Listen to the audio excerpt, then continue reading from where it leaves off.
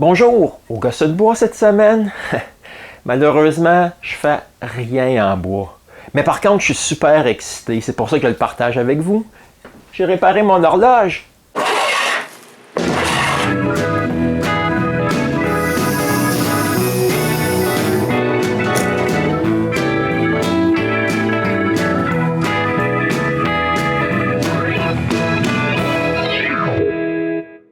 Ouais, je sais, pour vous, cette horloge vient juste d'être faite. Mais pour moi, je l'ai fabriquée il y a plus qu'1 an.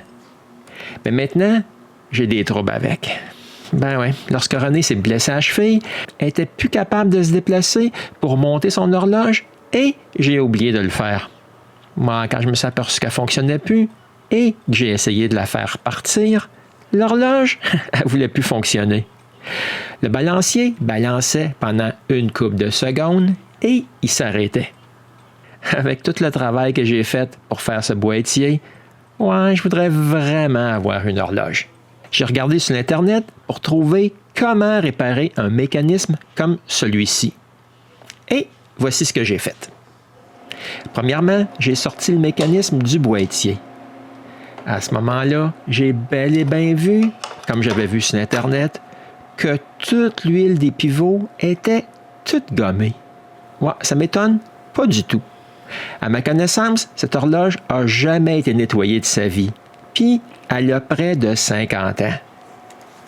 La technique utilisée par les professionnels est de faire tremper tous les morceaux dans une solution d'ammoniac. Ouais, mais j'ai vu quelqu'un qui a nettoyé toute son horloge avec du nettoyant à frein. Ouais, je me suis dit que c'était bien plus facile. Je vais commencer comme ça.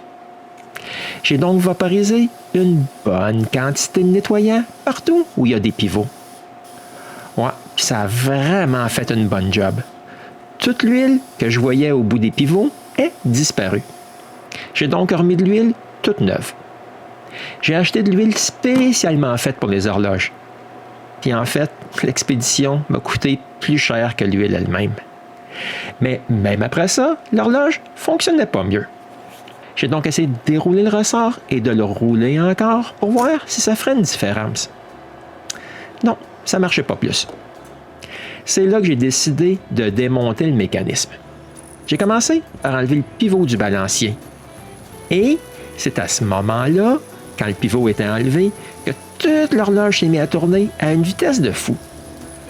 Ouais, c'est peut-être pas évident ici, c'est la vidéo, mais tout tourne là super vite. J'ai donc remis le pivot du balancier et je l'ai réajusté. Maintenant, tout semble marcher correctement. Je remets donc, avec seulement 2 vis, le mécanisme dans le boîtier et j'ai pris un petit time-lapse de l'horloge qui fonctionnait. En fait, là, l'horloge a fonctionné toute la nuit. J'étais super content. Donc, le lendemain, j'ai tout réassemblé l'horloge comme elle était avant.